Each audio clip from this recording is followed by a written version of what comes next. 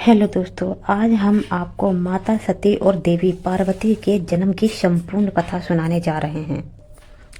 दक्ष प्रजापति की सभी पुत्रियां गुणवती थीं, फिर भी दक्ष के मन में संतोष नहीं था।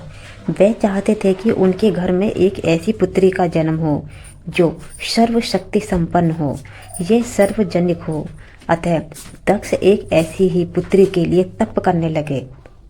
तप करते करते अधिक दिन बीत गए तो भगवती आंधा ने प्रकट होकर कहा, मैं तुम्हारे तप से प्रसन्न हूँ। तुम किस कारण तप कर रहे हो? दक्ष ने तप करने का कारण बताया तो माँ बोली, मैं स्वयं पुत्री रूप में तुम्हारे यहाँ जन्म धारण करूंगी। मेरा नाम होगा सती। मैं सती के रूप में जन्म लेकर अपनी लीलाओं का विस्तार करूंगी। फलतः भगवती आधा ने सती रूप में दक्ष के यहाँ जन्म लिया। सती दक्ष की सभी पुत्रियों में सबसे अलौकिक थी। सती ने बाल्य अवस्था में ही कई ऐसे अलौकिक, आश्चर्यजनक, चकित करने वाले कार्य कर दिखाए थे जिन्होंने देखकर स्वयं दक्ष को भी विजन्य होता था। जब सती विवाह योग्य हो गई तो दक्ष को उनके लिए वर की चिंता होने लगी। उन्होंने ब्रह्मा जी से इस विषय में परामर्श किया। ब्रह्मा जी ने कहा, सती आधा की अवतार है। आधा आदि मतलब आदि शक्ति और शिव आदि पुरुष हैं। अतः सती के विवाह के लिए शिव ही योग्य और उचित वर हैं। दक्ष ने ब्रह्मा जी की बात मानकर सती का विवाह भगवान शिव के साथ कर दिया। सती कैलाश में जाकर भगवान शिव के साथ रहने लगी। भगवान शिव के दक्ष के दामाद थे, किंतु किसी वजह से दक्ष के हृदय में भगवान शिव के प्रति वैर और विरोध भाव पैदा हो गया था। एक बार देवलोक में ब्रह्मा जी ने धर्म के निपुण के लिए एक सभा का आयोजन किया था। सभी बड़े बड़े देवता सभा में इकट्ठे हुए। भगवान शिव भी इस सभा में बैठे थे। सभा मंडप में दक्ष का आगमन हुआ। दक्ष के आगमन पर सभी देवता उठकर खड़े हो गए, पर भगवान शिव खड़े नहीं हुए। उन्होंने दक्ष को प्रणाम नहीं किया। फलतः दक्ष ने अपमान का अनुभव किया। केवल यही नहीं, उनके हृदय में भगवान शिव के प्रति ईर्ष्या की आग जल उठी। वे उनसे बदला लेने के लिए समय और अवसर की प्रतीक्षा करने लगे। एक बार सती और शिव कैलाश पर्वत पर बैठे हुए थे, परंपरा वार्तालाप कर रहे थे। उसी समय आकाश मार्ग से कई विमान कनखन की ओर जाते हुए दिखाई पड़े। सती ने उन विमानों को देखकर भगवान शिव से पूछा, प्रभु ये सभी विमान किसके हैं और कहाँ जा रहे हैं? भगवान शंकर ने उत्तर दिया, आपके पिता ने बड़े यज्ञ का आयोजन किया है। समस्त देवता और देवगणों इन विमानों में बैठकर उसी यज्ञ में सम्मिलित होने जा रहे हैं। इस पर सती ने दूसरा प्रश्न किया, क्या मेरे पिता ने आपको यज्ञ में सम्मिलित नहीं किया और आपको नहीं बुलाया? भगवान शंकर ने उत्तर दिया, आपके पिता मुझसे वैर करते हैं, फिर वे मुझे क्यों बुलाएंगे? सती ने मन ही मन सोचने लगी, फिर बोली, यज्ञ के इस अवसर पर अवश्य मेरी सभी बहनें आई होंगी। उनसे मिलें और बहुत दिन भी हो गए हैं। यदि आपकी अनुमति हो तो मैं भी अपने पिता के घर जाना चाहती हूँ, यज्ञ में सम्मिलित होना चाहती हूँ और अपनी बहनों से भी मिलना चाहती हूँ। तब भगवान शिव ने उत्तर दिया, इस समय वहाँ जाना उचित नहीं होगा। आपके पिता मुझसे नाराज हैं और वे आपका भी अपमान कर सकते हैं। बिना बुलाए किसी के घर जाना उचित नहीं होता। इस पर सती ने प्रश्न किया। भगवान शिव ने उत्तर दिया, बेवाहिता लड़की को बिना बुलाए पिता के घर नहीं जाना चाहिए, क्योंकि विवाह हो जाने पर लड़की अपने पिता की नहीं बल्कि अपने पति की हो जाती है।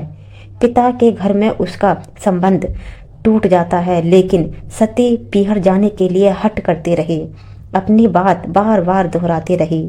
उनकी इच्छा देखकर भगवान शिव ने उन्हें पीहर जाने की अनुमति दे दी।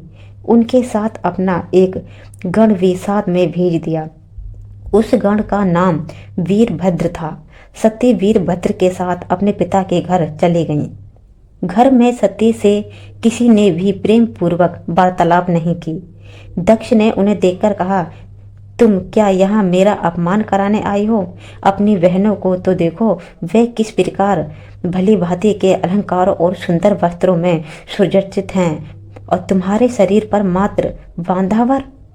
तुम्हारा पति शमशानवासी और भूतों का नायक है, वह तुम्हें बांधावर छोड़कर और पहना ही नहीं सकता।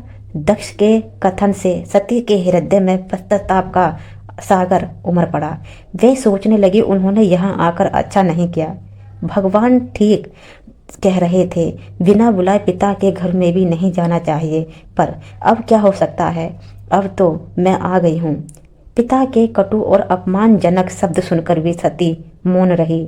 वे कुछ यज्ञ मंडल में गई, जहाँ सभी देवता और ऋषि मुनि बैठे हुए थे तथा यज्ञ कुंड में धू धू करती जलती हुई अग्नि में आहुतियां डालती जा रही थी।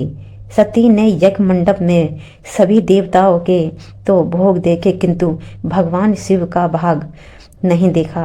वह भगवान शिव का भाग ना देखकर अपने पिता से बोली, पिता पिता, यज्ञ में तो सबके भाग दिखाई पड़ रहे हैं, किंतु कैलाशपति यह भाग नहीं दिख रहा।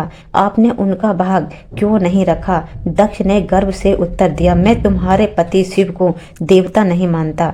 वह तो भूतों का स्वामी है, नग्न रहने वाला है और हड्डियों की माला धारण करने वाला है। वह देवताओं की पंक्ति में बैठने योग्य नहीं है, उसे कौन भाग देगा? सती के नेत्र लाल हो उठे। उनका मुखमंडल प्रलय के समान सूर्य की भांति तेजोक्ति हो उठा। उन्होंने पीड़ा से तिल मिलाते हुए कहा, ओह, मैं इन शब्दों को कैसे सुन रही हूँ, मुझे धिक्कार है। देवता, मुझे भी धिक्कार है। तुम भी उन कैलाशपतियों के लिए इन शब्दों को कैसे सुन रहे हो, जो मंगल के प्रतीक हैं और जो गण मात्र में संपूर्ण सृष्टि को नष्ट करने की शक्ति रखते हैं। वह मेरे स्वामी हैं। नारी के लिए उनका पति ही स्वर्ग होता है। जो नारी अपने पति के लिए अपमानजनक शब्दों को सुनती है, उसे नरक में भी जाना पड़ता है। पृथ्वी सुनो, आकाश सुनो और देवताओं तुम भी सुनो। मेरे पिता ने मेरे स्वामी का अपमान किया है। मैं अब एक क्षण भी जीवित रहना नहीं चाहती। सती अपने कथन को समाप्त करती हुई यज्ञ के कुंड में कूद पड़ी। जलती हुई आहुतियों के साथ उनका शरीर भी जलने लगा।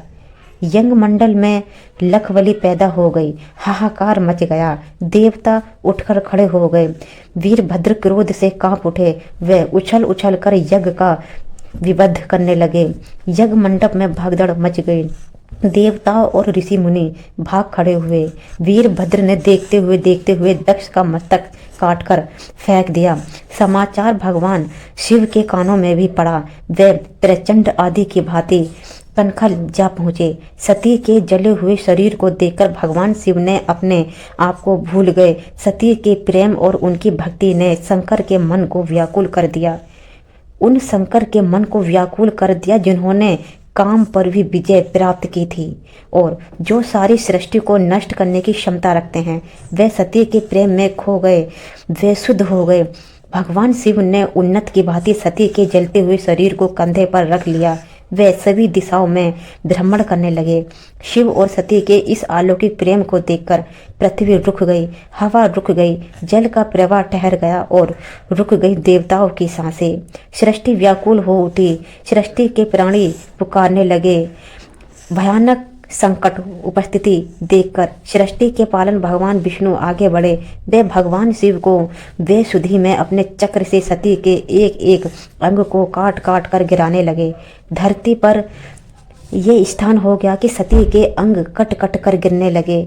जब सती के सारे अंग कट कट कर गिरने लगे तो भगवान शिव पुनः अपने आप में आए। जब वे अपने आप में आए तो पुनः सृष्टि के सारे कार्य चलने लगे।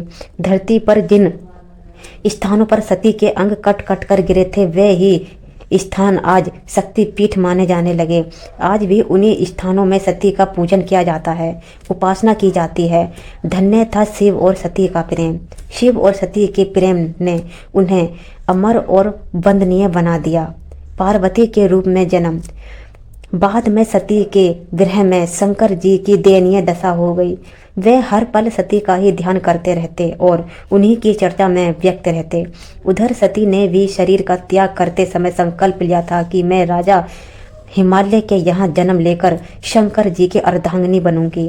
अब जगदम्बा का संकल्प व्यर्थ होने से तो रहा, वह उचित समय पर राजा हिमालय की पत्नी मेनका के गर्भ में प्रविष्ट होकर उनकी कोख में से प्रकट हुई। पर्वतराज की पुत्री होने के कारण वे पार्वती कहलाईं। जब पार्वती बड़ी होकर सयानी हुई तो उनके माता पिता को अच्छा वर तलाश करने की चिंता सताने लगी। एक दिन अचानक देवर्षि नारद राजा हिमालय के महल में जा पहुंचे और पार्वती को देखने लगे कि इसका विवाह शंकर जी के साथ होना चाहिए और वे ही सभी दृष्टि से इसके योग्य हैं। पार्वती के माता पिता के आनंद का यह समाचार ठिकाना ना रहा कि साक्षात जगदम्बा सती ही उनके यहाँ प्रकट हुई हैं। वे मन ही मन भाग्य और सराहने लगे। एक दिन अचानक भगवान शंकर सती के गृह में घूमते घूमते उसी प्रदेश में जा पहुँचे और पास ही के स्थान गंगावर्ण में तपस्या करने लगे। जब हिमालय को इनकी जानकारी मिली तो पार्वती को लेकर शिवजी के पास आए। वहां राजा ने शिवजी की विनम्रता पूर्वक अपनी पुत्र को सेवा में ग्रहण करने की प्रार्थना की। शिवजी ने पहले तो आनाकानी की, किंतु पार्वती की भक्ति को देखकर वे उनका आग्रह न टाल सके। शिवजी से अनुमति मिलने के बाद तो पार्वती प्रतिदिन अपनी सखियों के साथ ले उनकी सेवा करने लगी। पार्वती हमेशा इस बात का सदा ध्यान रखती थी कि शिवजी को किसी भी प्रकार का कष्ट ना हो। वह हमेशा उनके चरण धोकर चरण होदय ग्रहण करती और पोष्टापो करके के ही पूजा करती। इसी तरह पार्वती को भगवान शंकर की सेवा करते दीर्घ समय व्यतीत हो गया, किंतु पार्वती जैसी सुंदर बाला से इस प्रकार एकांत में सेवा लेते रहने पर भी शंकर के मन में कभी विकार नहीं हुआ। वे सदा अपनी समाधि में ही निश्चल रहे। उधर देवताओं को नारक नाम का असुर बड़ा श्रोष देने लगा। यह जानकर कि शिव के पुत्र से ही तारक की मृत्यु हो सकती है, सभी देवताएं शिव पार्वती का विवाह कराने की चेष्टा में लग गए।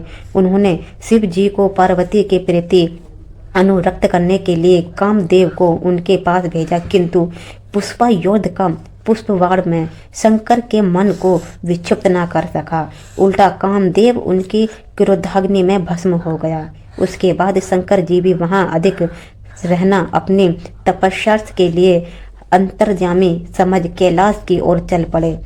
पार्वती को शंकर की सेवा में वंचित होने का बड़ा दुख हुआ, किंतु उन्होंने निराश न होकर अब ही वह तप द्वारा शंकर को संतुष्ट करने ही मन ठान ली।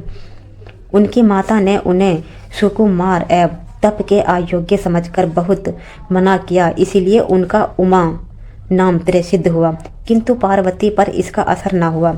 अपने संकल्प से ही तनिक भी विचित्र नहीं हुई। वे भी घर से निकली उसी शिखर पर तपस्या करने लगे जहां शिवजी ने तपस्या की थी। तभी से लोग उस शिखर को गौरी शंकर कहने लगे। वहां उन्होंने पहले वर्ष फलाहार से जीवन व्यतीत किया, दूसरे वर्ष में वन वृक्षों के पत्ते खाकर रहने लगी और फिर तो उन्होंने पर्ण का भी त्याग कर दिया, इसलिए वे अपर्णा कहलाईं। इस प्रकार पार्वती ने 3000 वर्ष तक तपस्या की। उनकी कठोर तपस्या को देखकर ऋषि मुनि भी दंग रह गए। अंत में भगवान आशुतोष का आसन हिला। उन्होंने पार्वती की परीक्षा के लिए पहले सतृषियों को भेजा और पीछे स्वयं वटु वेश धारण कर पार्वती की परीक्षा के नियंत्रित स्थापना की। उसके बाद भगवान शिव और माता पार्वती का विवाह हुआ।